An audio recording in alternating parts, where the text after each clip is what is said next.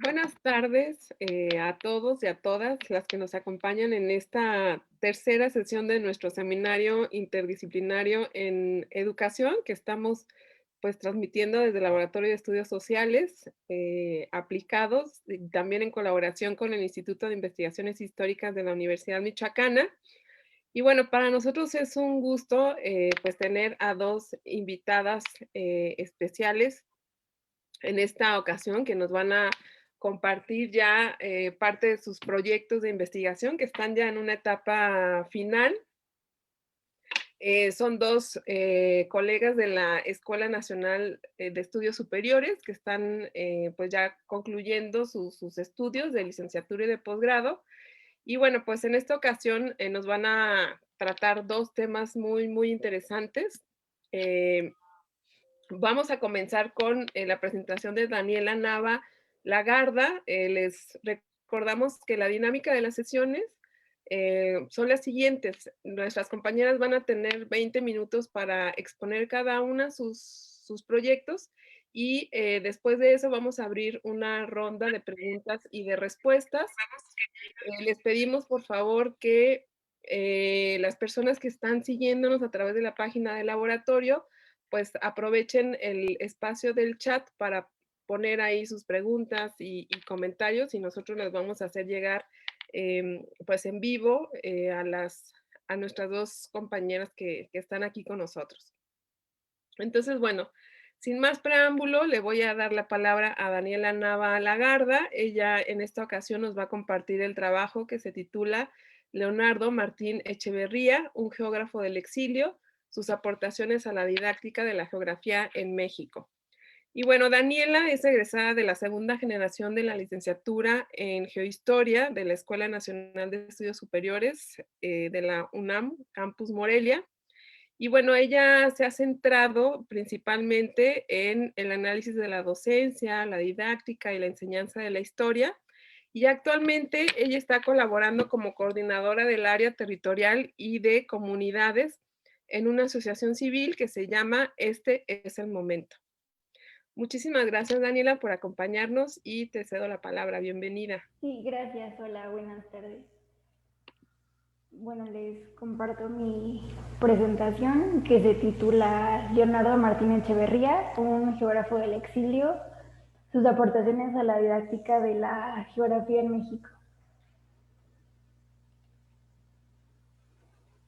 Bueno, este tema surge ya que en la década de los 30, en el siglo XX, España vive este gran conflicto bélico que marcaría su historia y la de todos sus habitantes. En julio de 1936 se da un golpe de Estado a la Segunda República Española, hecho que da inicio a la pues, Guerra Civil Española de 1936 a 1939, en la que grupos conservadores españoles arrebatan el gobierno republicano de Manuel Azaña Díaz.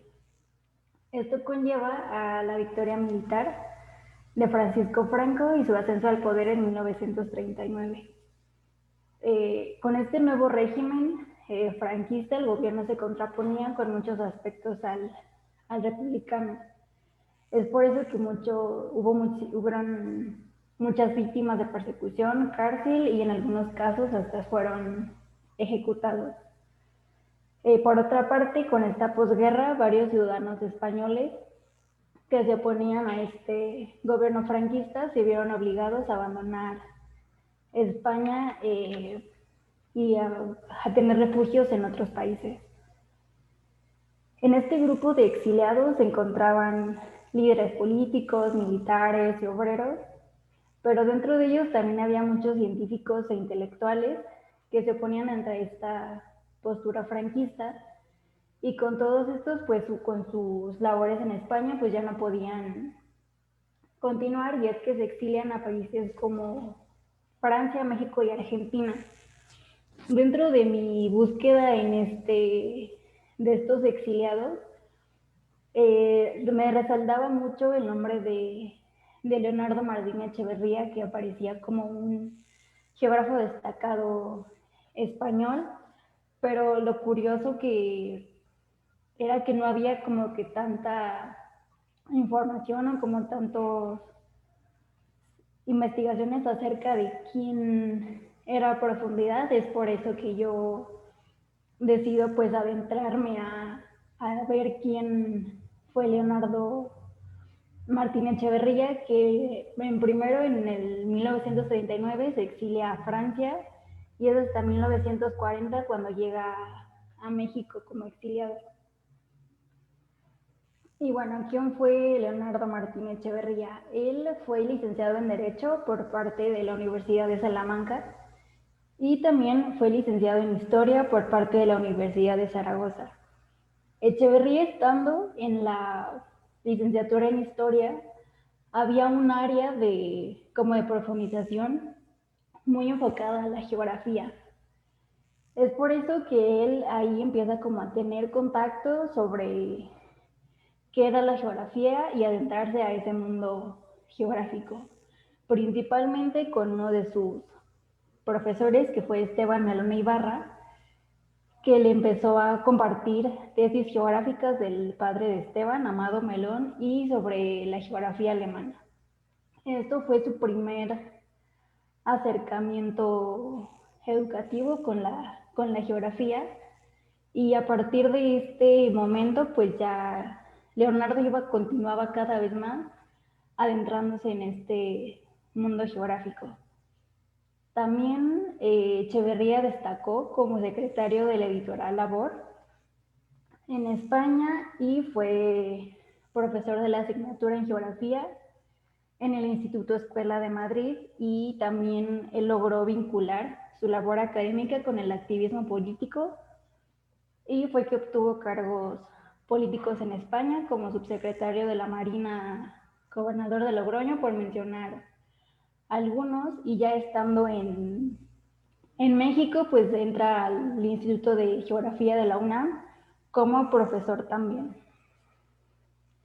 Algo que me llama mucho la atención es que Leonardo Martín Echeverría creó un concepto de región desde mi punto de vista muy geohistórico. Y bueno, voy a citar textualmente como escribió Echeverría: el medio geográfico presenta en la inmensidad del ecúnime diversidad de condiciones conforme a las modalidades de los factores influyentes. Cada porción de territorio con personalidad, por sus características uniformes, constituye una región natural. El concepto de región natural debe incluir todos los factores del medio geográfico: situación en todos los aspectos, constitución geológica, relieve del suelo, clima, hidrografía, vegetación, fauna, hombre y sus actividades.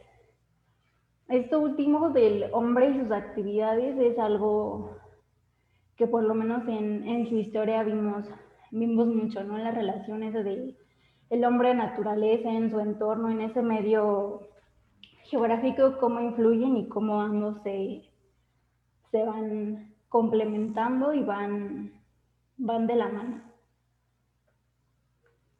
Bueno, mis objetivos de la investigación, mis objetivos generales son es estudiar la labor científica y docente del geógrafo exiliado Leonardo Martín Echeverría, para poder observar ese diálogo establecido entre la geografía española y la mexicana durante el siglo XX y el papel que la enseñanza tuvo en este proceso, porque es importante mencionar que a la llegada de Echeverría a México, pues el pensamiento geográfico de esa época pues era distinto al que estaba viviendo en España o del que ya había tenido contacto anteriormente. Entonces me parece interesante pues observar este diálogo y analizarlo, y ya en mis objetivos particulares se dividen en tres. El primero es reconstruir su biografía intelectual hasta su muerte en México en 1958. Para con todo esto poder conocer todas las premisas de la geografía española que delinearon su pensamiento y observar la manera en la que las insertó en el contexto mexicano, con todas esas influencias que él ya había tenido en España de sus distintos profesores que lo fueron nutriendo. Con eso él pudo crear como su propio pensamiento y cómo lo es que lo inserta en México. El segundo, estudiar las características de la geografía en México hasta la década de los años 50, que es cuando él fallece, poniendo principal atención en todas las metodologías de la enseñanza de la geografía, para así poder entender todos esos aspectos que llevaron a Echeverría a dedicarse por completo en la labor educativa. Esto tomando en cuenta de los, en todos los lugares, en todos los cargos que él había estado anteriormente, porque adentrarse, porque quedarse con exclusivamente con este ámbito educativo de la geografía. Y pues por último, realizar un análisis didáctico de su libro Geografía Humana, Económica y Política, el cual se utilizó en el nivel medio superior como libro de texto aquí en México, y en este es principalmente analizar todos los objetivos que él tuvo al elaborar este texto y la metodología que él utilizó para realizar esta obra académica. Y todo esto va a ser con estas diferentes metodologías. El primero es el conocimiento geográfico y las características de su enseñanza, el pensamiento geográfico en México y el análisis didáctico. Principalmente en el conocimiento geográfico y las características de su enseñanza, principalmente es importante y necesario conocer y explicar todo este contexto disciplinar y social, desde los cuales se construye una propuesta didáctica. Por otra parte, también tomar en cuenta que todas las metas educativas sean atravesadas por relaciones de poder, que las finalidades de la enseñanza geográfica están determinadas por demandas sociales y que el conocimiento geográfico hegemónico organizan los contenidos y la metodología de la enseñanza.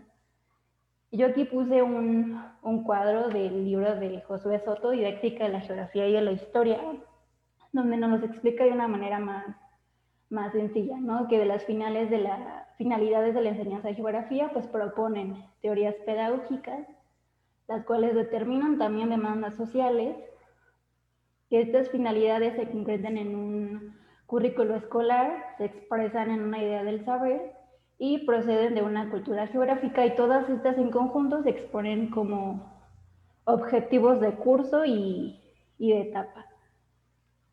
Por otra parte está el pensamiento geográfico en México, la llegada de Echeverría en 1940.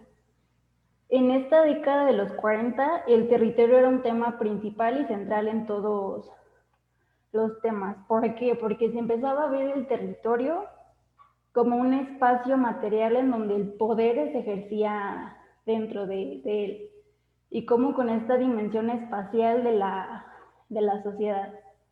Y también ver cómo el territorio y el medio geográfico, que en este caso el medio geográfico era concebido como un sustento o un soporte del dicho organismo, que en este caso es el Estado, y este pues estaba sustentado principalmente por ideas positivistas y darwinianas de la época. Y por otro lado existía este organismo hombre-sociedad y relación sociedad-territorio, ¿no? Entonces también ver cómo también como se había mencionado en el concepto de región de Echeverría, cómo destaca esta relación del hombre y su entorno, en este caso el territorio, y cómo se desempeña en él y sus actividades, cómo se van como conjugando para crear estos espacios. Y por otro lado, tenemos el análisis didáctico del libro de Echeverría, que principalmente pues es como que abarcar este conjunto de conceptos utilizados por Echeverría, que para ver cómo se plasma esta cultura geográfica periodo, tanto como la española y la mexicana. Y lo interesante de este libro es que se utilizó desde 1952 hasta el año 2000 en todas las escuelas de nivel media superior para la enseñanza de la geografía. Entonces es interesante ver cómo este libro pues estuvo dentro del ámbito educativo por más de 50 años enseñando la geografía. Entonces por eso considero importante pues ver este análisis, sobre todo por el largo periodo que se encontró en el nivel educativo para la enseñanza de esta disciplina. Y bueno, el desarrollo de la investigación, pues del primer apartado, que sería el primer objetivo particular, sería Leonardo Martínez Echeverría, su biografía intelectual. El segundo, la enseñanza de la geografía en México, sus cambios y aportaciones. Y por último, como les mencioné, pues este análisis didáctico y un acercamiento a la geografía. Y bueno, por mi parte esto es todo. Muchas gracias.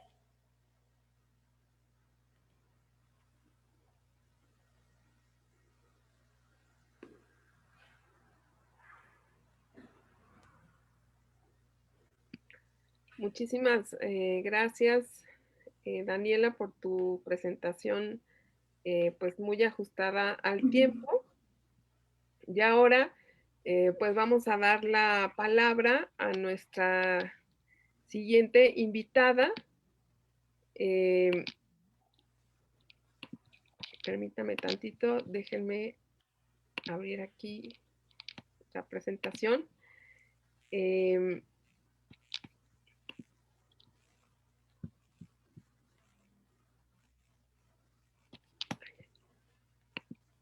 Ella se llama Lisette Salgado, Lisette García Salgado, y nos va a presentar la ponencia Espacios Libres de Violencia, propuesta pedagógica para erradicar el racismo cotidiano. Y bueno, Lisette es egresada de la Facultad de Bellas Artes en el área de teatro, cuenta con una certificación avalada por la Federación Mexicana de Filosofía para Niños y Jóvenes como facilitadora en la metodología de filosofía para niños y jóvenes, y además tiene 16 años de experiencia como docente, sobre todo con niños y jóvenes. Es también egresada de la maestría en educación media superior, la llamada MADEMS, aquí en la ENES Morelia, y también es colaboradora de un proyecto de investigación PAPIT dentro de la UNAM titulado Educación Básica, Racismo y Xenofobia en México, y colabora con la Coordinación para la Igualdad de Género de la UNAM en el área de educación. Y bueno, bienvenida, Lisette. Voy a compartir tu presentación y me vas indicando cómo la voy cambiando. Dame un minuto, por favor. Y muchas gracias. Gracias, Moni.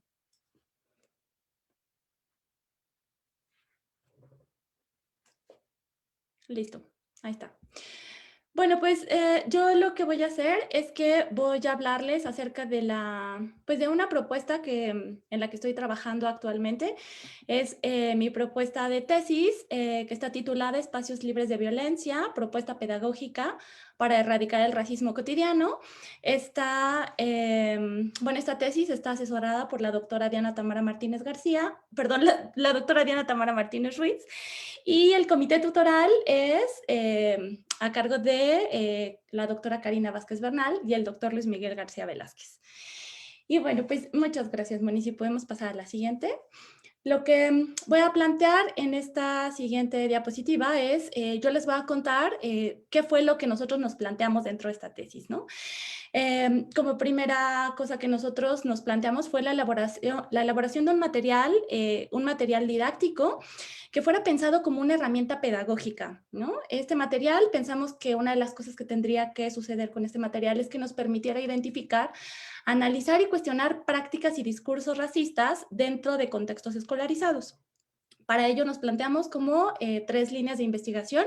Principalmente hablamos como una de ellas tiene que ver con el racismo, la siguiente tiene que ver con los contextos educativos y finalmente la metodología de filosofía para niños y jóvenes, que es la metodología bajo la que nosotros nos planteamos poder elaborar un material, ¿no? Que es, digamos, como donde terminaría toda la investigación y la propuesta sería a partir del material. La siguiente, Moni, porfis. Bueno, pues dentro del racismo, nos planteamos el racismo en los contextos escolarizados, ¿no?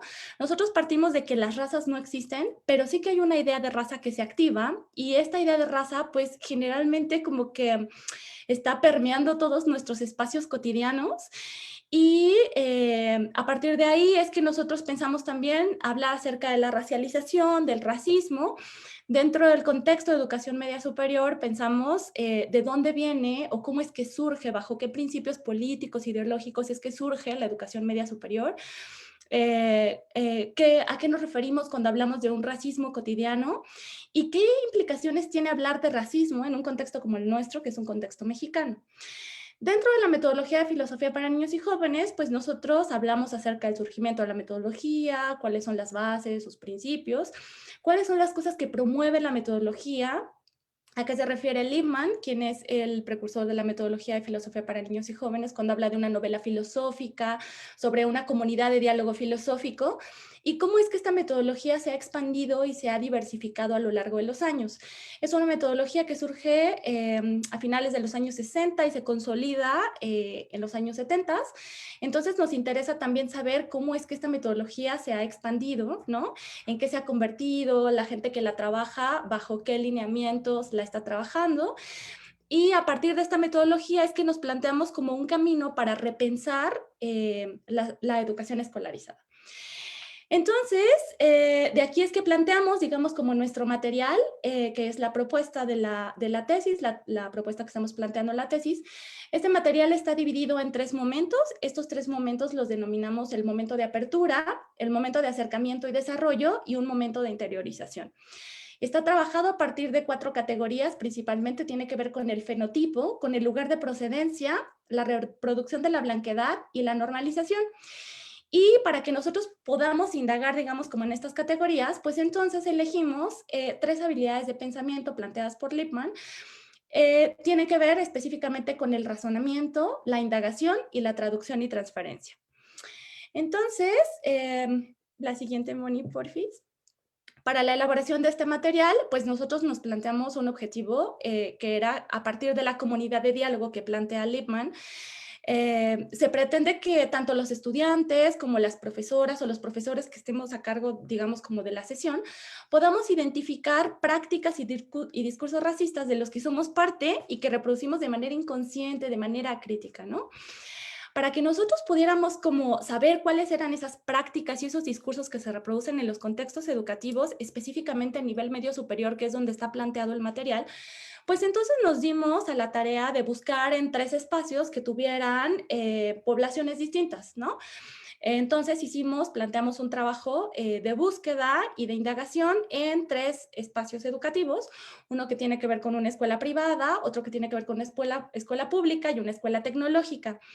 Debo decir aquí que dentro de la escuela privada nosotros pudimos hacer, digamos, como el trabajo de campo que nos planteamos de una manera parcial. Dentro de la escuela pública lo hicimos completo y de la escuela tecnológica ahí no pudimos acceder pues ya por motivos de pandemia, ¿no? Nos llegó la pandemia y entonces ya digamos que tuvimos que suspender este trabajo de campo que teníamos planteado. La siguiente, Moni, por favor. Nosotros para este material, para esta indagación, este trabajo de campo, nos planteamos pues una serie de entrevistas que estaban dedicadas tanto a estudiantes como a profesoras, profesores, el personal administrativo de vigilancia e intendencia, en la cual intentamos indagar acerca de 4 categorías, ¿no? Una que tiene que ver con las historias de vida, otra que tiene que ver con la convivencia, la autoadscripción y la parte geográfica. Estas entrevistas las acompañamos por medio de una guía de observación en la cual nos interesaba observar los espacios de convivencia, los patios, los pasillos, las canchas, jardines, y dentro de los salones de clase, los baños, las entradas y salidas de las escuelas. La que sigo, Moni, porfis. Este material, una primera propuesta del material, nosotros la piloteamos en 3 contextos escolares distintos. Entonces, a partir tanto del pilotaje del material como del trabajo de campo, nos dimos cuenta que había 4 categorías o 4 lugares, 4 puntos de encuentro, donde generalmente se acudía de manera recurrente cuando se activaba la idea de raza, ¿no? Y nosotros identificamos estas cuatro categorías, por eso es que nosotros decidimos que estas categorías tenían que ser como, digamos, la columna vertebral de nuestro trabajo. Estas identificaciones que hicimos tienen que ver con el fenotipo, con el lugar de procedencia, la reproducción de la blanquedad y la normalización. Después pensamos cómo es que vamos a abordar, digamos, o cómo es que vamos a indagar acerca de estas categorías. Y entonces fue de ahí que elegimos estas habilidades de pensamiento que pensamos nos podían ayudar para poder indagar sobre estas categorías. Estas habilidades de pensamiento están planteadas por la metodología de filosofía para niños y jóvenes. Y nosotros elegimos dentro del razonamiento 2 cosas específicamente que son las que nos interesan, que las y los estudiantes podamos como reflexionar, ¿no? Una de ellas tiene que ver con detectar supuestos, la otra tiene que ver con dar razones. Dentro de la indagación nos pareció también importante que las y los estudiantes pudieran ofrecer ejemplos y contraejemplos, ¿no? La traducción y transferencia tiene más que ver con el desarrollo de la empatía, que también nos lo planteamos como una necesidad. En la siguiente diapositiva les voy a contar cómo es que nosotros hicimos este procedimiento de material, ¿no? Les contaba hace un ratito que lo dividimos en estos 3 momentos. En el momento de apertura, nosotros planteamos primero una lectura dramatizada de una obra de teatro. Es solamente una escena de la obra de teatro, es una escena súper chiquitita.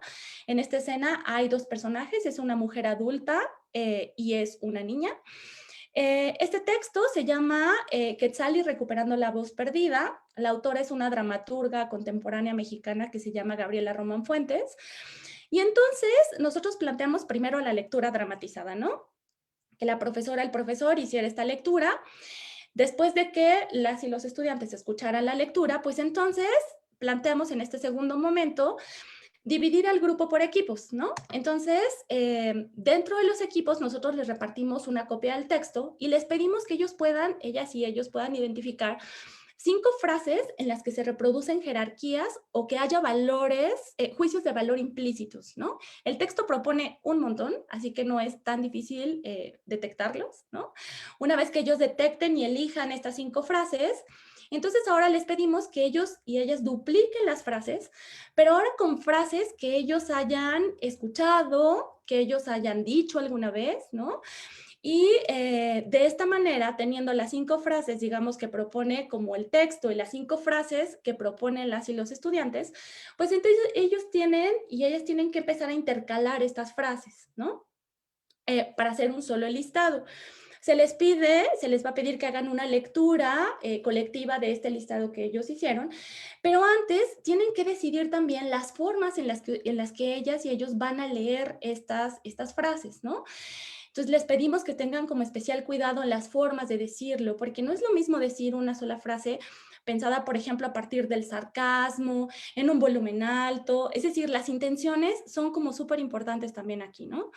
Una vez que escuchamos las lecturas colectivas, pues entonces pasamos a este tercer momento que nosotros denominamos momento de interiorización, donde acudimos específicamente ahora sí a la comunidad de diálogo filosófico, en la cual esta comunidad de diálogo filosófico tiene como principal herramienta la mayéutica de Sócrates, y es que esa base de preguntas que empezamos como a indagar, ¿no?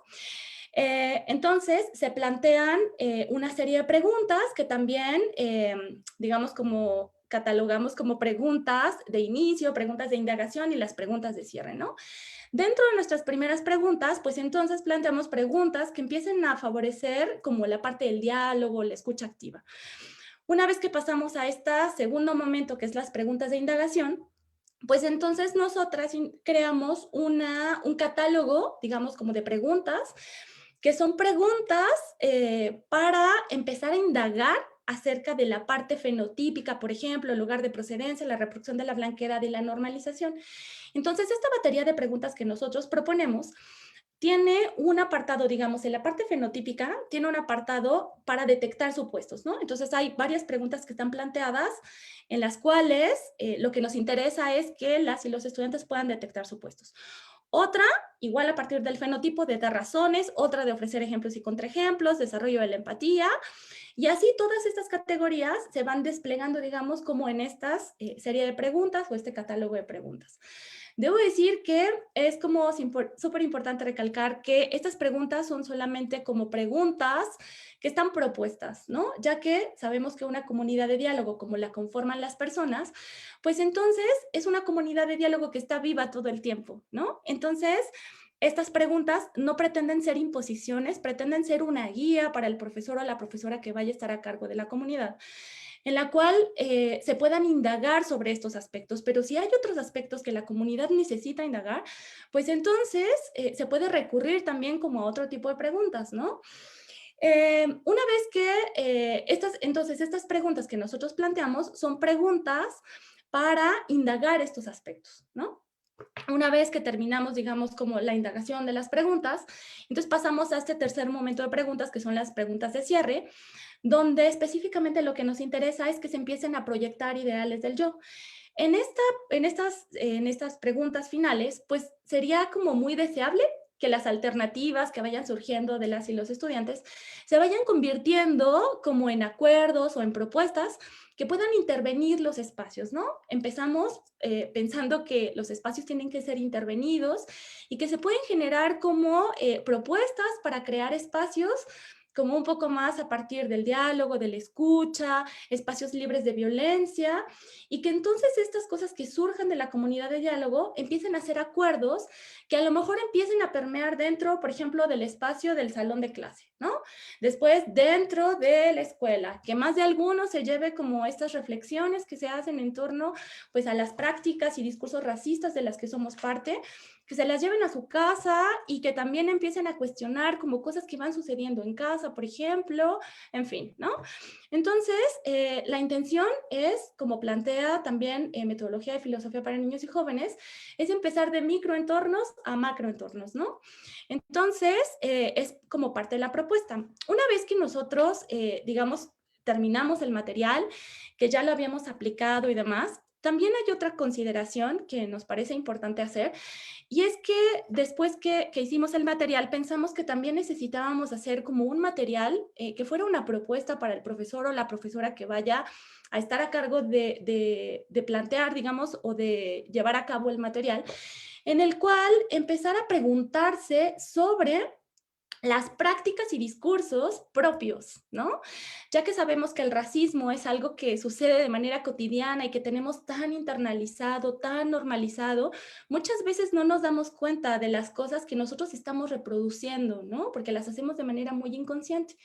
Entonces nos planteamos como un primer filtro, digamos, para la profesora o el profesor, que está planteada bajo esta misma lógica, que es a base de preguntas, son preguntas detonadoras, para que la profesora o el profesor empiece a tener como un diálogo, digamos, o una primera discusión interna respecto a las cosas que nosotros como profesores y profesoras reproducimos dentro de nuestros contextos educativos y, por supuesto, dentro de nuestra vida cotidiana, ¿no?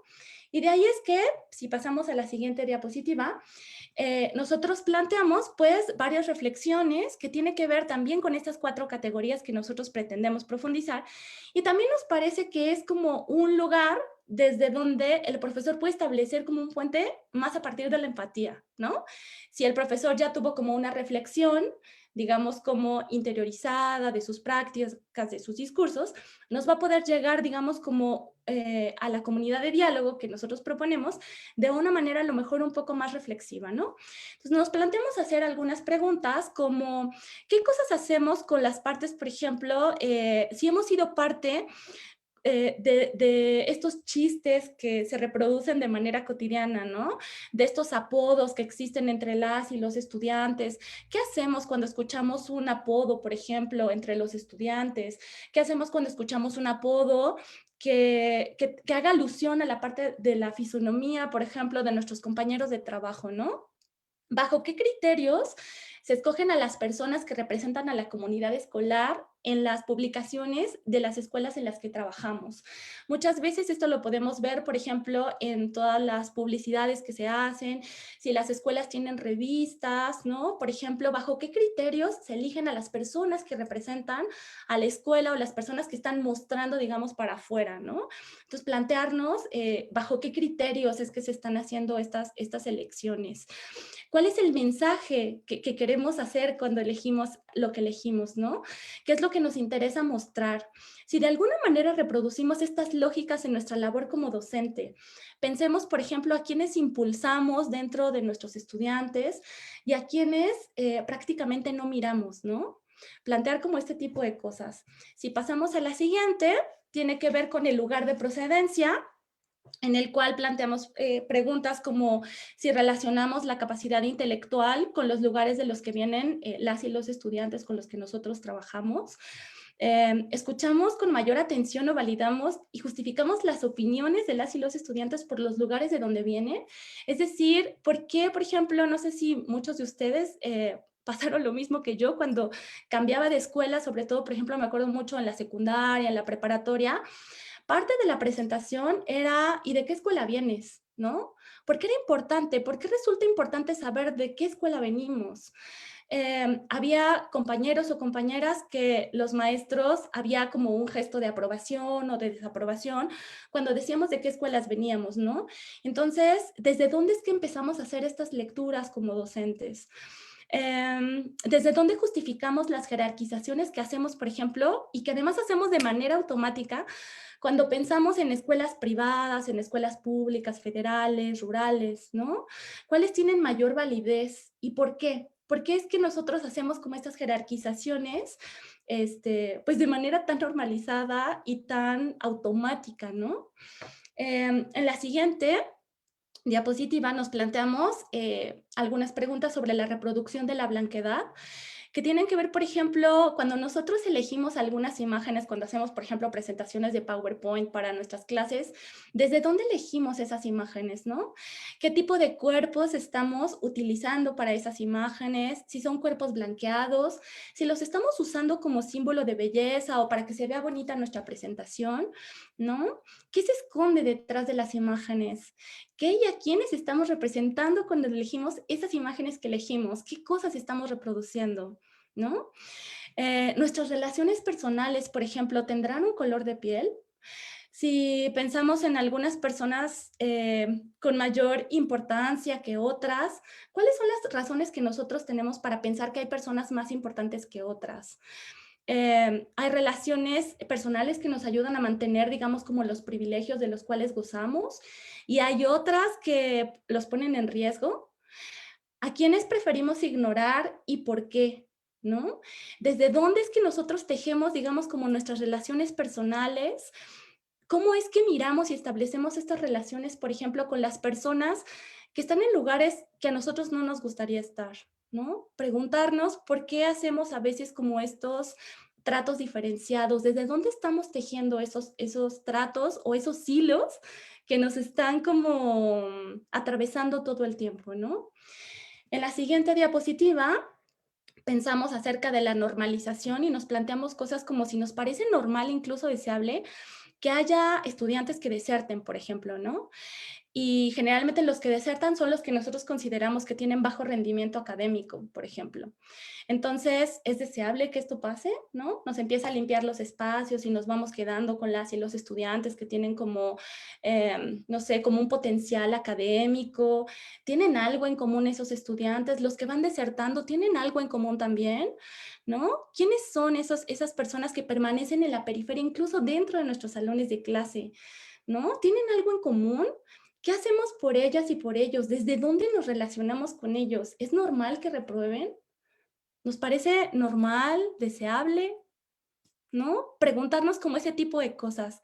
Las dinámicas que hacemos dentro de nuestros salones de clase, ¿de verdad están fomentando la inclusión o el trabajo colaborativo? o hay algunas actividades que marcan diferencias y hacen distancia entre unos y otros. ¿Qué hacemos cuando nos damos cuenta que eso está pasando, no? Cuando planeamos nuestras clases, ¿en qué estudiantes estamos pensando? Y a quiénes pensamos que si los que se quedan fuera son siempre los mismos, ¿está bien que se queden fuera? ¿Será que son los que van a reprobar de todas maneras? ¿No? No sé, nos planteamos, en el trabajo de tesis están planteadas estas y otras muchas preguntas. Y por último, quisiera nada más, si pasamos a la próxima diapositiva, Moni, porfis, decir que hay como varias cosas que nosotros nos planteamos todo el tiempo a lo largo de la tesis. Y tiene que ver, por ejemplo, con repensar la educación escolarizada, ¿no? ¿Será que así como nosotros vivimos la escuela, como nosotros la estamos reproduciendo ahora, será que tiene vigencia todavía? Cuestionar nuestras prácticas educativas, las cosas que estamos reproduciendo dentro de nuestras prácticas. Muchas veces también reproducimos cosas que a nosotros no nos gustaron, ¿no? Que nuestras maestras y los maestros hicieron con nosotros y que no nos funcionaron, pero ahora nosotros las seguimos reproduciendo, ¿no? Entonces, cuestionar estas prácticas educativas. Crear espacios en donde los aprendizajes se construyan de manera horizontal y ya no de manera vertical, como seguramente muchas y muchos de nosotros lo hemos vivido más de alguna vez, ¿no? Promover un sentido de comunidad, de diálogo y de escucha, donde el otro sea importante, donde empecemos a mirarnos, donde escucharnos sea importante. Muchas veces planteamos como, o hemos vivido la escuela como un trabajo muy individual, y está individualizado y el trabajo colaborativo, el trabajo de equipo se queda como muchas veces rezagado, ¿no? Entonces pensamos que ese sentido de comunidad hay que recuperarlo, que se piensen y se cuestionen las prácticas y los discursos opresores de los que nosotros somos parte, pero que somos parte tanto de manera activa como de manera silenciosa también, porque pues también muchas veces pensamos que nuestro silencio es como alejarnos un poco de la situación, pero también es que los silencios hacen complicidades y generan complicidades ante algunas situaciones, ¿no? Entonces, plantearnos desde dónde es que estamos siendo parte de las opresiones y qué hacemos, ¿no? ¿Qué hacemos con eso? Que se involucren de manera activa los intereses, los saberes y las vivencias de las y los estudiantes con los que estamos trabajando. Muchas veces no nos interesa, ¿no? No nos interesa las cosas que ellos están viviendo, los lugares desde donde ellos están tejiendo sus conocimientos, no nos interesa. Entonces, también es parte de mirar al otro. También estamos pensando contribuir al desarrollo de pensamiento. Este pensamiento es el pensamiento que Lippmann llama tridimensional, que es un pensamiento crítico, creativo y ético a la vez, ¿no? Que sea a favor de individuos que piensen por sí mismos, que tomen decisiones, que actúen en consecuencia de lo que ellos piensan, que tengan congruencia en lo que dicen, lo que hacen, ¿no? Entonces, plantear también como estos espacios donde se puedan desarrollar estas habilidades, espacios seguros. Que también pensamos, por último, generar espacios desde donde se puedan explorar y construir alternativas a favor de la inclusión, de la equidad, de la no violencia y de la justicia social. Y con esto terminaría mi participación. Muchísimas gracias. Gracias por el tiempo de escucha.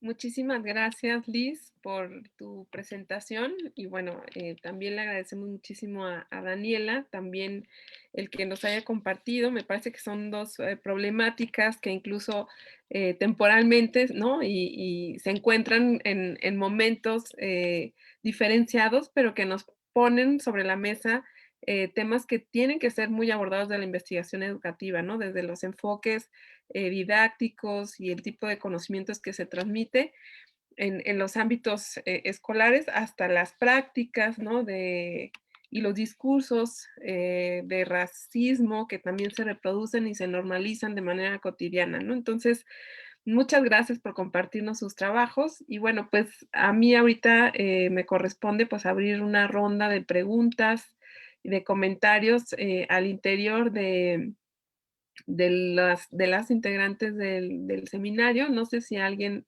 quiera participar.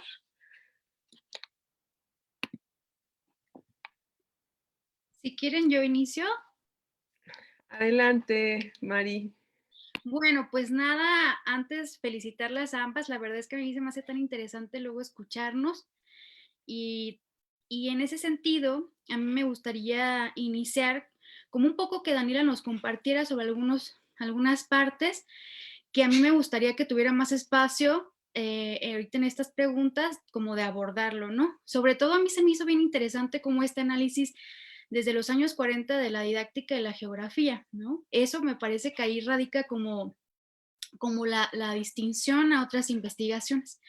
Y en torno a eso, a mí, una vez que supongo que tú eres maestra de geografía o enseñas geografía, Daniela, y en ese sentido, mi pregunta o mis dudas, o me gustaría que abordaras más en eso, es sobre, desde una mirada, desde tu mirada crítica, qué cambios, por ejemplo, qué limitaciones has observado desde ese análisis de los 40, ¿no? Hasta ahora que tú misma lo adelantabas un poquito, que decías que hasta los años 2000 se seguía haciendo o llevando a la práctica este tipo de didáctica. Eso por un lado, como cambios, avances y limitaciones que tú miras, ¿no? En torno a eso.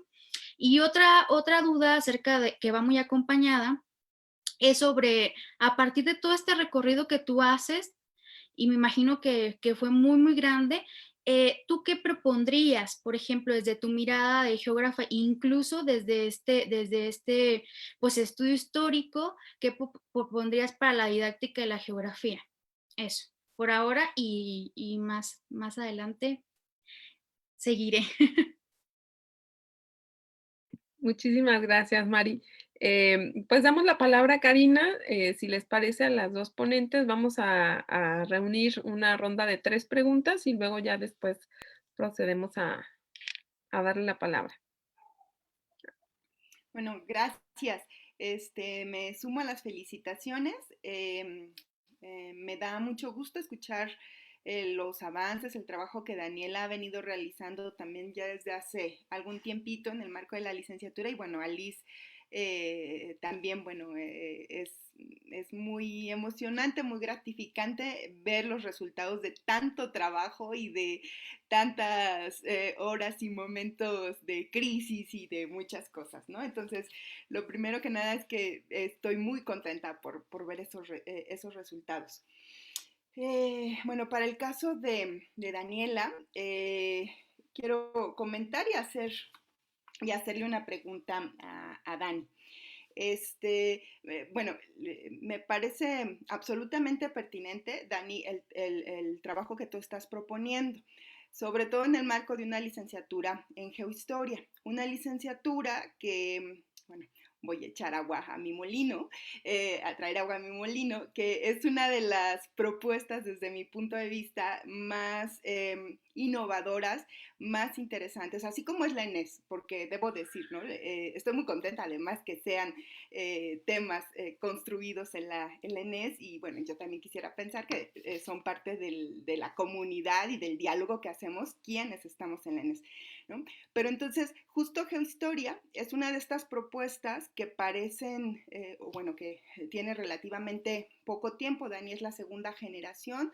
La carrera se abrió en el 2014, estamos hablando de aproximadamente 6 años. Una propuesta que es muy innovadora, ¿no? Porque pretende, bueno, muy interdisciplinar, incluso hablamos también de llevar la geohistoria a un campo transdisciplinar, pero trabajos como el de Dani intentan decirnos, al menos eso entiendo, ¿no?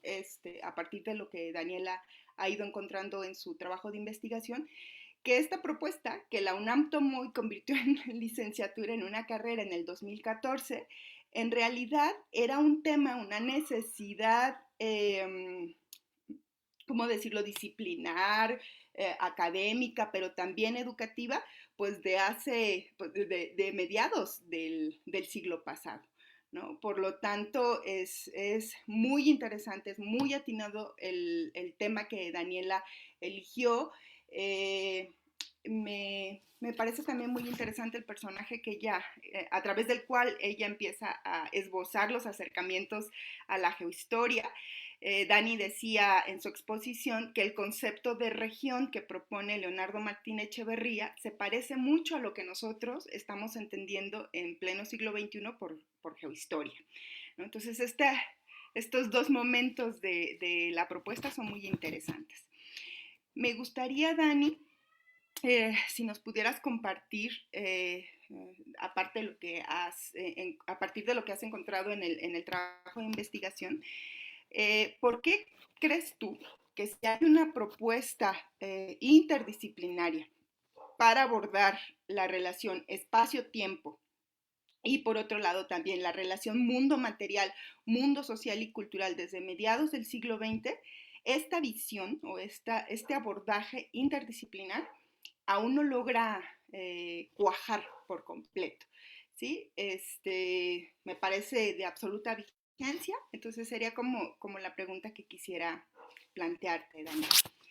Y bueno, para el caso de Liz, me gustó mucho, Liz, tu presentación. Sabes cuánto me gusta y me interesa el trabajo que has estado realizando. Me parece pertinente que por el momento en el que nos encontramos explicaras un poquito qué es eso, por ejemplo, de conceptos como blanquedad. ¿Qué estás entendiendo tú en tu tesis como blanquedad? Bueno, fenotipo, que son algunas de las categorías que tú estuviste rastreando a través de los instrumentos. Me gustaría que lo definieras, particularmente ¿no? de blanquedad. Y también, fíjate que tengo mucha curiosidad porque nos cuentes un poco los resultados, las respuestas del pilotaje de los materiales, ¿no?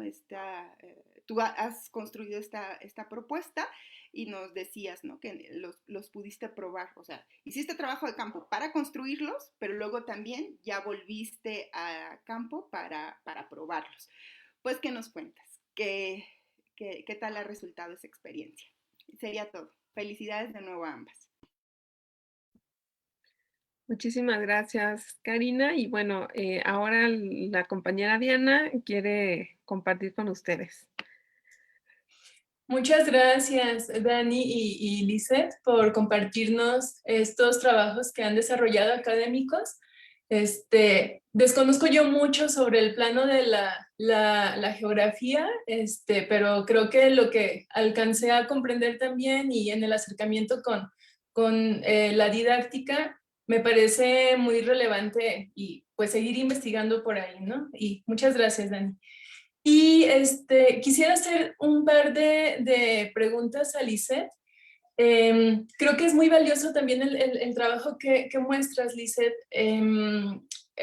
porque pues definitivamente en México hay una práctica, un ejercicio racista, ¿no? Que ha prevalecido a pesar de que se han echado a andar muchas políticas que al menos en el discurso plantean terminar con esto, ¿no? Y parte de ello se ha plasmado en el ámbito de la educación indígena, intercultural, en un momento lo que se denominaba también bicultural, bilingüe, etcétera, ¿no? Ahora ya más cercano a este plano de la interculturalidad. Pero como ya varias personas han hecho también análisis de esto, pues en realidad son algunas propuestas que quedan nada más en ello, ¿no? Y no rebasan a un plano donde, al menos como se pretendía en la coordinación general de educación intercultural bilingüe, pues justo nos involucrara a todas y a todos, ¿no? En este sentido, bueno, quisiera preguntar algo, porque veo que la propuesta de esta estrategia o este modelo aterriza mucho en entender a las prácticas racistas prioritariamente en el plano de lo verbal o el lenguaje verbal, ¿sí? Entonces, estas manifestaciones a través de ciertas frases que se plasman en estas categorías que ya nos compartías, pero me surgió la inquietud de si acaso en los acercamientos que has tenido has identificado algunas otras prácticas racistas que te han compartido tanto estudiantes como docentes, que no se manifiesten directamente desde el lenguaje verbal, ¿no? Eso, o sea, si hay algunas otras manifestaciones que no se plasmen desde esos códigos.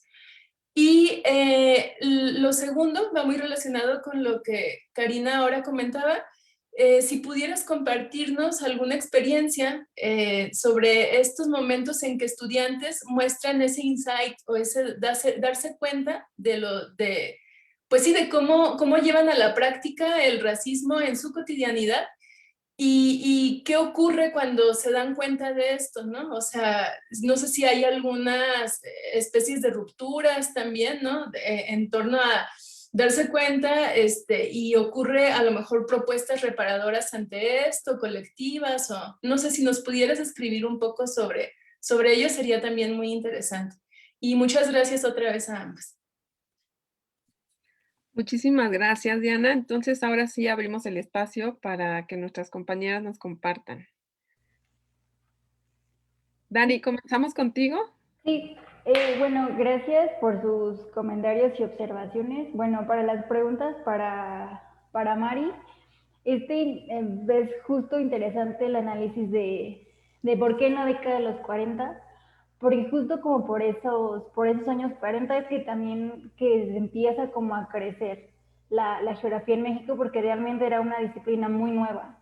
También, por ejemplo, en el 42 se crea apenas el Instituto de Geografía de la UNAM, entonces como que apenas va como creciendo, va haciéndose notar esa disciplina.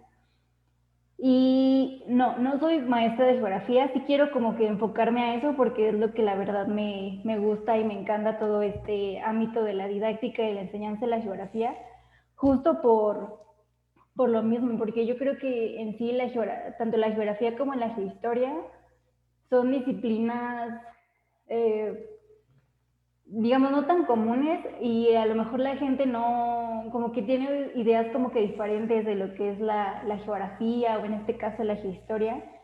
Entonces, pues todos estos cambios que han habido sobre todo en Europa, ¿no? Por ejemplo, la geografía alemana, la española, en este caso sobre todo por Leonardo Martínez Echeverría, y estos avances que con las ideas o pensamientos de los demás, pues van como creciendo y pues creando también como nuevos conceptos, como en este caso el de región. Entonces, se me hace muy interesante como que todas estas propuestas que van surgiendo y cada día sale como los complementos de otras disciplinas que pueden complementar también a la geografía para esto, pues sí, para este tema y sobre todo para esta investigación. Y sobre lo que comentaba Karina, pues este abordaje interdisciplinar, pues ver también como nuevas propuestas dentro de la didáctica en la geografía y por qué es importante esta interdisciplinaridad dentro de la geografía, la historia, para justo estos avances que han ido surgiendo y cada día como ir complementando y particularmente dentro de de investigación para ver eso como ese anclaje entre todos que para la disciplina. Y bueno, por mi parte creo que ya es todo. Gracias. Muchas gracias, Dani. Liz. Sí. Bueno, primero, antes que nada, quiero hablar, bueno, sobre lo que menciona Cari respecto al concepto de blanquedad. La blanquedad es un concepto que utilizan algunos teóricos que estudian el racismo, ¿no? Por ejemplo, Bolívar Echeverría, Mara Viveros, Mónica Moreno Figueroa, por ejemplo, entre otros. Es un término en el cual hacen alusión, por ejemplo, a no solamente, bueno, al color de piel, ¿no? O sea, tiene que ver tiene un trasfondo histórico, o sea, no es solamente una cuestión de algo que suceda ahorita, ¿no? Hacemos unas jerarquías de valor a partir del color de piel. Rita Segato también trabaja este término, ¿no? Y entonces hace alusión a que los cuerpos son leídos de manera inmediata, ¿no? Por la forma, por el color de piel que nosotros tenemos, ¿no? Este término de blanquedad está, bueno, además el color de piel, digamos que también delimita, digamos, como ciertos accesos, ¿no? Es decir, las personas que tienen cierto color de piel pueden acceder de manera más fácil, digamos, como a ciertos lugares, a ciertos espacios. de todas las índoles, ¿no? No solamente espacios como físicos, sino espacios académicos, espacios pues de muchas, no sé, como dentro de una gran gama de espacios, ¿no? Entonces, este término de la blanquedad está asociado también con otro término que tiene que ver con la blanquitud, ¿no? El cual menciona que muchas veces nosotras y nosotros por intentar pertenecer o por intentar ser vistos o ser tratados de ciertas maneras, pues entonces nosotros blanqueamos, digamos, como nuestros cuerpos, nuestros espacios, porque las jerarquizaciones que se hacen es que lo blanco es como más bonito, ¿no? Lo blanco es, o sea, es como entre lo blanco y lo negro, lo bonito, lo no bonito, lo bueno, lo malo, ¿no? Entonces hacemos como estas asociaciones y entonces los cuerpos que nosotros consideramos como morenitos, como negros, estamos asociando de manera inmediata, digamos, como a algo malo, algo feo, algo que no pertenece, algo cochino, ¿no? Hacemos como muchas alusiones a eso. Entonces tiene que ver con eso el término. Dentro del material, lo que preguntabas, Cari, fíjate que ha sido como súper interesante el pilotaje del material porque nos hemos dado cuenta de muchas cosas, ¿no? El material, por ejemplo, como lo planteamos la primera vez, nos dimos cuenta que hay como, identificamos 3 momentos, ¿no? Primero, cuando escuchan la lectura dramatizada, pues hay un momento como de alejamiento, ¿no? Es así como de, ay, bueno, sí, pero eso sucede allá, ¿no? Entonces solamente lo escuchan allá. Pero cuando es la hora de empezar a detectar las frases y empezar a hablar sobre las frases que nosotros decimos, que nosotros escuchamos, se empieza un acercamiento, pero también es un acercamiento extraño porque escuchamos muchos discursos como que es que yo alguna vez escuché, es que mi papá un día dijo, mi maestro dijo, ¿se acuerdan cuando no sé qué? Pero no nos atrevemos todavía a hablar de nuestros propios discursos, ¿no? Entonces, cuando empezamos a hacer las frases, las hacemos como a partir todavía de este alejamiento, de ese el otro el que lo dice, ¿no? No nos atrevemos todavía como a reconocer las cosas que nosotros decimos, ¿no? Porque muchas veces, porque también el racismo es doloroso, también es que nos está atravesando todo el tiempo, ¿no? Y nos está cruzando todo el tiempo. Entonces, es como muy entendible que no queramos hablar de las cosas que nos atraviesan y que nos duelen además, ¿no? Entonces, este segundo momento, por eso nosotros en esta propuesta final fue que identificamos esos 3 momentos, ¿no? No quisimos llamarlos como alejamiento, primer acercamiento, segundo acercamiento, porque no es así, porque aunque esté lejos empezamos a identificar, ¿no? Aunque sea, por ejemplo, como las frases que dijo mi abuelita o el maestro y no sé qué, son frases que tenemos cerca de nuestros contextos, ¿no?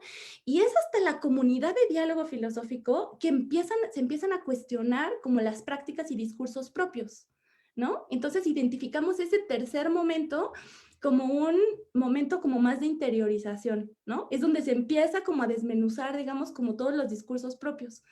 Entonces, eso fue como súper interesante a la hora del pilotaje del material. Tiene que ver también con la pregunta que planteabas, Diana, respecto a los discursos que hemos escuchado. Escuchábamos cosas como que no sé, por ejemplo, había una chica que practicaba modelaje en alguna de las comunidades y decía, bueno, no, pero es que también ya hay como espacios para las morenitas, o sea, tampoco que no se quejen, ¿no? Cosas como esas.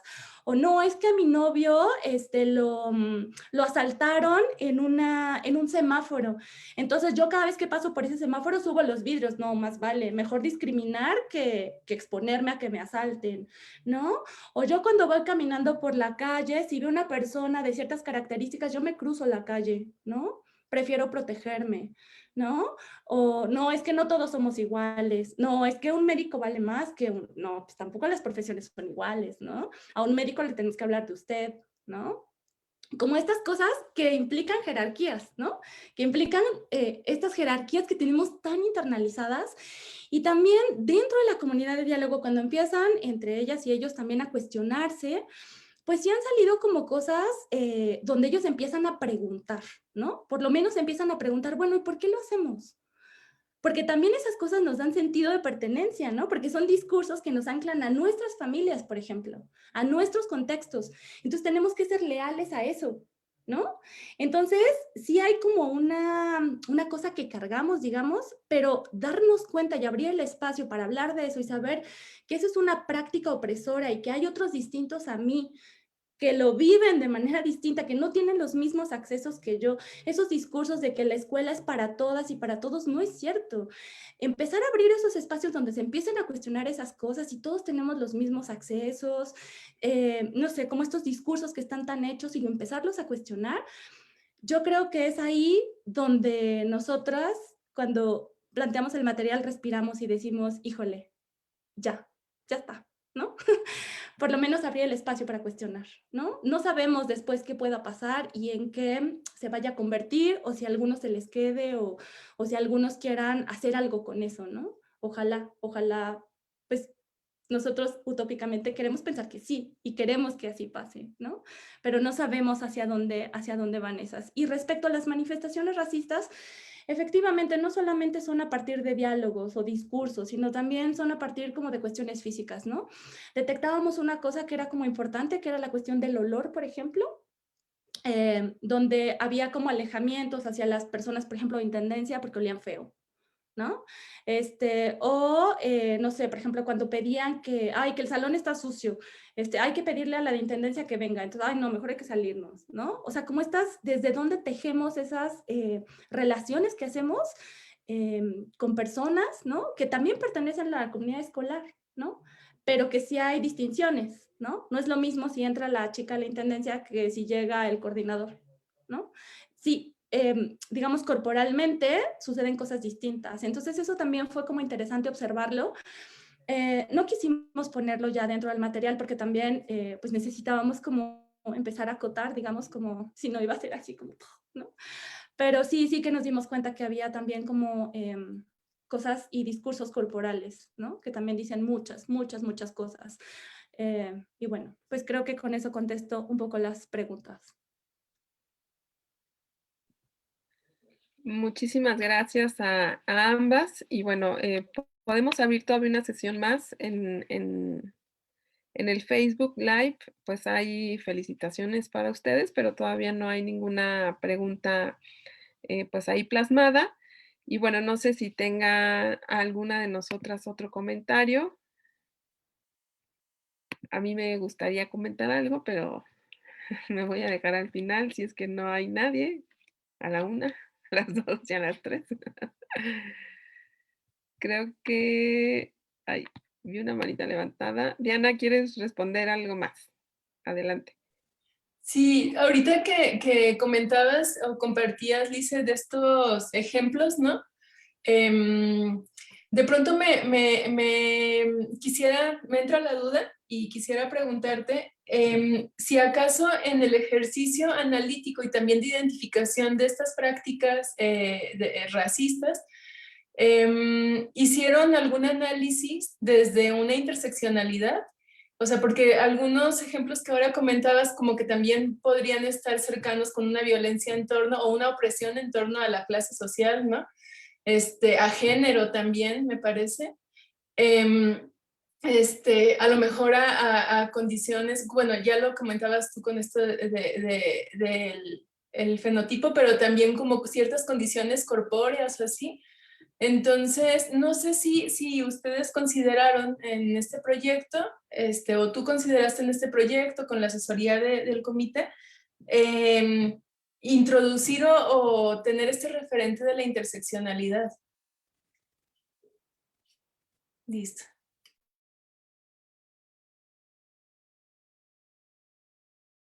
Muchas gracias, Diana. Y bueno, pues me voy a permitir hacer también un comentario muy breve, ya para cerrar esta sesión. Y bueno, pues también yo me sumo al agradecimiento, ¿no? Por el hecho de que nos hayan compartido sus experiencias de investigación. Y básicamente también mis comentarios o mis inquietudes tienen que ver con esta última presentación que nos compartió Liz. A mí también me parece que es un trabajo como muy pertinente. Además, me parece muy interesante que lo abordes desde el enfoque de la filosofía para niños, ¿no? Y creo que esto, pues, le atribuye también como mucha novedad a, pues, al tema que tú estás abordando. Me parece también, coincido con esto que estás mencionando, son problemáticas, que, digamos, que se encuentran dentro del ámbito de la violencia social, ¿no? Y como tal, pues es difícil abordarlas, es difícil analizarlas. Esto como que nos hace a los investigadores que trabajamos estas problemáticas, pues también como de repente sentirnos interpelados también por nuestras estrategias metodológicas y nos pues convocan a ser mucho más creativos, ¿no? A pensar en diferentes formas, a justo no quedarnos con este primer encuentro, con esa primera disposición o apertura. Y me parece que, bueno, generar espacios para dialogar este tipo de violencias es fundamental, ¿no? Es algo fundamental, por lo menos nosotros lo hemos encontrado mucho en los ejercicios que nosotros hemos hecho sobre violencia escolar, ¿no? A través de las prácticas restaurativas, que de alguna manera también tienen algunas coincidencias, en tanto que también generan esos espacios de diálogo entre ciertas comunidades para hablar sobre esto que nos atraviesa. Por eso yo también, bueno, eh, a lo mejor es reiterativa mi pregunta, pero yo quisiera saber, bueno, si en algún momento se transita de este reconocimiento un tanto lejano hacia una especie de autorreconocimiento, pues, de los sujetos, ¿no? Como sujetos racializados o sujetos racistas, ¿no? Si es que ustedes llegaron a ese punto, si es que así lo hicieron, ¿cómo lo aborda también la metodología de la filosofía para niños? Y si no llegaron, bueno, pues a lo mejor pensar por qué no se llegó a este punto y bueno, pues que nos compartas tus impresiones sobre esto. El otro punto tiene que ver coincido aquí con lo que te está mencionando Diana.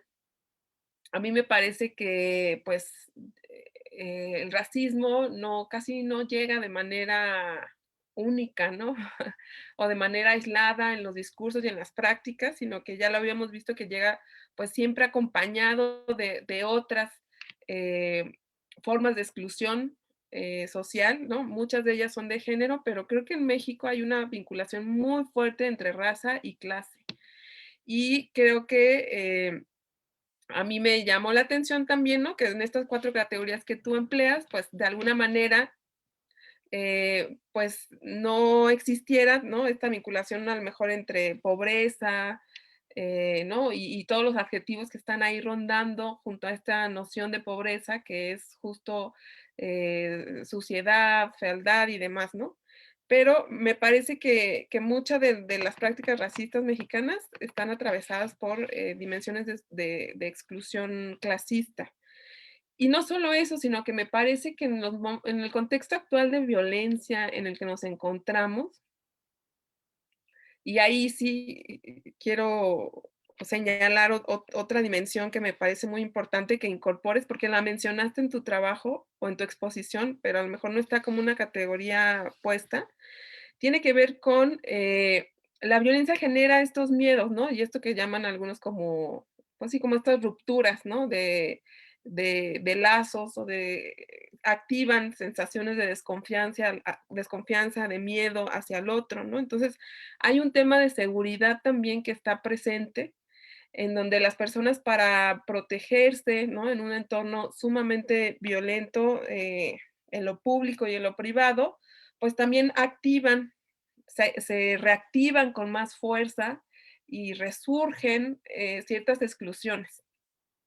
Y muchas de estas exclusiones tienen que ver con los pobres y tienen que ver con los morenos, ¿no? Entonces creo que también hay una dimensión ahí de seguridad y eh, digamos, sí, como de resguardo ante situaciones de violencia en donde el racismo se activa con mayor fuerza. Entonces, creo que esto también valdría mucho la pena, porque tú lo mencionaste, cuando la gente señala que prefiere no pasar por ahí, o prefiere resguardarse, o prefiere protegerse antes de exponerse a ser atacado, ¿no? Y si hay una asociación entre delincuencia, pobre, moreno, ¿no? Probablemente. Y por último, a mí me parece también súper pertinente este tema de la blanquedad que estás desarrollando y que ahora nos explicaste. Yo también quería un poco saber tu posicionamiento teórico. Y digamos que yo agregaría, ¿no? O pondría sobre la mesa si has considerado también pensar, pues, en un proceso, bueno, la vinculación entre blanquedad y proceso de blanqueamiento civilizatorio, que también ya estos teóricos que tú mencionaste han desarrollado, ¿no? En donde ya no solamente tiene que ver con un anhelo de blanqueamiento fenotípico, ¿no? Sino que hay un anhelo de blanqueamiento cultural y social, ¿no? Y, y- y claro que se asocia, por supuesto, con la sociedad blanca, occidental, masculina, además, ¿no? Eh, burguesa o como le quieran llamar, ¿no? Y todos los demás formas de exclusión que se reproducen, ¿no? Entonces, eh, me parece muy importante, ¿no? Pensar en esto porque la escuela finalmente es una institución del deber ser, ¿no? Es una institución en donde lo prescriptivo, pues es lo que le da sentido. La escuela te prepara y te educa y en ese sentido incluye y excluye, legitima y deslegitima, pues ciertas conocimientos, formas, comportamientos, prácticas, discursos, emotividades, formas de relacionarse, ¿no? Por esta prescripción, ¿no? Y me parece que de entrada la escuela en sí misma ya es un dispositivo de blanqueamiento civilizatorio, ¿no? Al final prepara a los jóvenes para, pues, llegar a ser este sujeto, ¿no? Civilizado, moderno, blanco, ¿no? Y bueno, pues, lo hace a través de diferentes dispositivos, ¿no? Entonces, bueno, quería compartir contigo esta reflexión, a ver si es que te hace algún sentido. Muchísimas gracias. Y si no hay ninguna otra participación interna, pues, igual damos la palabra a ustedes.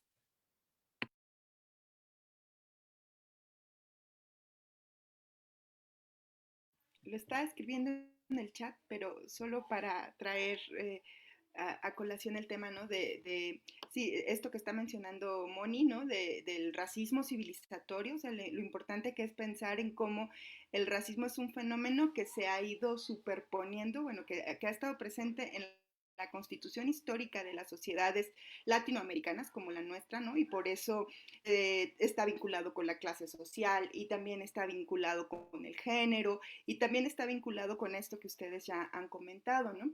Pero una cosa que también es muy importante mencionar, pues es incluso el racismo epistemológico, ¿no? Es decir, la manera de construir conocimiento que es muy racista y además también es muy patriarcal. Todo lo que ya comentaba Moni la semana pasada, pues seguro vieron todo el debate que que desató los comentarios, bueno, la imagen, traer a colación los saberes, los conocimientos tradicionales por parte del CONACYT y todo lo que eso desató. Entonces, cuando parece que eso está, cuando el racismo y el racismo civilizatorio y también epistemológico como que estaba pues es un caso anómalo que ya no está presente, pues reiteradamente encontramos situaciones como a la que me estoy refiriendo, ¿no? Que nos están diciendo que está aquí con nosotros todo el tiempo y que está en nuestras universidades y que está en las comunidades, pues que se supone, pues se discute todo el asunto del racismo, ¿no? Entonces, bueno, solo comentar esto otro. Muchas gracias, Cari. Y bueno, siguen habiendo felicitaciones en el grupo, pero hay una pregunta de Grover Rojas, quien menciona cómo han incorporado el enfoque de la interseccionalidad en el proceso de investigación. Me imagino que es una pregunta para Alice, pero bueno, si también Dani lo ha incorporado, pues que nos comente cómo lo ha estado haciendo. Y bueno, pues con esto cerraríamos la ronda de preguntas. Les damos la palabra. Tenemos aproximadamente 10 minutos.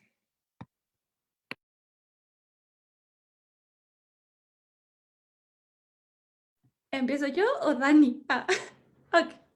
Creo que tú, Liz, o Dani, no sé, creo que en esta ronda más bien las Sí, preguntas. creo que es para Liz. Ah, ok, perfecto. Sí. Bueno, pues dentro de esto que ustedes están, o sea, de lo que estamos como tratando de ver dentro de las escuelas, sí fue como todo un tema, ¿no? O sea, sí fue todo un tema, sobre todo, por ejemplo, cuando terminamos el capítulo de racismo, pues el capítulo de racismo termina diciendo que las escuelas son lugares donde se reproducen prácticas, discursos racistas, no solamente de manera, digamos, como las personas, sino también de manera estructural. Como este trabajo fue centrado dentro de la educación media superior, pues también, ¿no? Estos lugares en los cuales está dividida la educación media superior, pues también son eminentemente racistas, ¿no? O sea, hay escuelas que están diseñadas para los empleos, para los hijos de obreros, ¿no? Hay otras escuelas que están diseñadas para la gente que va a acceder a la universidad, ¿no? Entonces, sí hay como muchos mecanismos, digamos, que están normalizados y legitimados en las escuelas que tienen que ver con las opresiones racistas, ¿no? Y una vez que terminamos ese capítulo, pues entonces fue así como de no, ¿no? Seguimos con el capítulo de filosofía para niños y en ese capítulo fue una de las cosas que platiqué con la asesora porque fue así como de no inventes, o sea, entonces ya que estoy diciendo, porque si por medio de filosofía para niños estoy pensando que es un camino para repensar la escuela y que no sé qué, y acabo de decir en el otro capítulo que entonces son prácticas y discursos opresores en las escuelas, digo, bueno, entonces, ¿qué onda, no? Entonces, lo que pensábamos era, bueno, pues reconocer ambas partes, ¿no? O sea, en la escuela ya estamos congregados una serie de personas, pues entonces, ¿qué hacemos ahí? ¿No? Entonces, era decir, bueno, pues sí, reconocemos que dentro de las instituciones se reproducen de manera, pues, demasiado normalizada, ¿no? Demasiado estructurada las opresiones. Entonces, pues sí, pero también hay otros caminos dentro de la escuela en los que podemos repensar, ¿no? ¿Qué es lo que estamos haciendo ahí, ¿no? Entonces, ahí fue donde ya intentamos como moldear un poco y decir, bueno, sí reconocemos esta parte, pero también queremos hacer algo con esa parte, ¿no? Entonces, sí fue como algo, pues como muy notorio, ¿no? Respecto a, por ejemplo, lo que decían acerca de la interseccionalidad, sí, claro, el racismo no viene solo nunca, ¿no? El racismo siempre está acompañado, como bien decía Moni hace ratito, siempre está acompañado, no es lo mismo pensar en una mujer negra, en una mujer indígena, en una mujer blanca, ¿no? O sea, el sentido, por ejemplo, racista, pero además es no solamente la cuestión fenotípica, sino la cuestión de la lengua, la cuestión del lugar de procedencia, o sea, siempre está acompañado de un montón de cosas. O sea, el racismo no opera solo, siempre está operando en relación a otras cosas, ¿no? Entonces, y se potencia, ¿no? Esas cosas o esas intersecciones que encontramos, sí, claro que se potencian. Entonces, sí reconocemos que hay como la parte de la intersección, por supuesto que sí, sí es algo que se aborda, ¿no? Dentro de la tesis. Y, ¿qué más era? Respecto al sentido de protección que mencionas, Moni, fíjate que sí hay como una, sí se hace, sí se, o sea, sí se acude, digamos, como a esa parte violenta, ¿no? Porque pues efectivamente la tesis tiene como nombre también como espacios libres de violencia, ¿no? Entonces, sí hay como una parte donde es referente a eso. Y este sentido de protección que tú nos decías hace ratito, pues también nosotros lo vimos también, por ejemplo, en los lugares de procedencia, también es donde estamos viendo como esta parte de por qué es importante, ¿no? De dónde vienes, porque es como, o sea, ahí fue donde encontramos, o sea, donde englobamos como este sentido del otro peligroso, ¿no? Es ahí donde lo metimos. Salieron un montón de cosas, digo, la decisión fue como muy pensada, o sea, fue como también tratar de poner todo como en cajitas, ¿no? La parte del estereotipo, sí, también nos dimos cuenta de un montón de cosas más, pero sí intentamos como ver los discursos que más salían, dentro tanto del pilotaje como de las entrevistas, y empezamos a clasificarlos, ¿no? Y entonces estas clasificaciones fueron las que los que nosotros encontramos.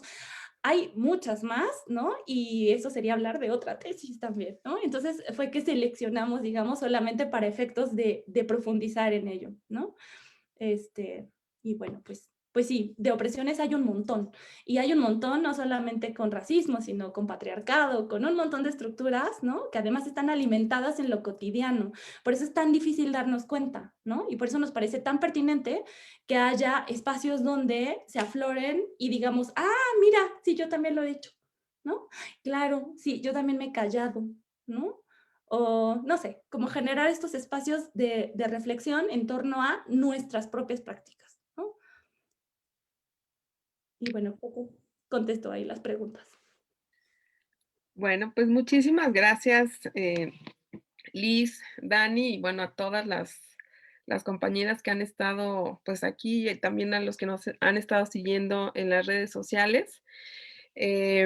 Pues bueno, les recordamos que nuestra próxima sesión es el 16 de marzo. Vamos a tener también 2 exposiciones muy nutridas sobre temas de violencia en México y en Colombia, así es que les esperamos en unas semanas y bueno, no me queda nada más que agradecerles de nueva cuenta a todos por su presencia y pues nos vemos en la próxima emisión. Muchas gracias.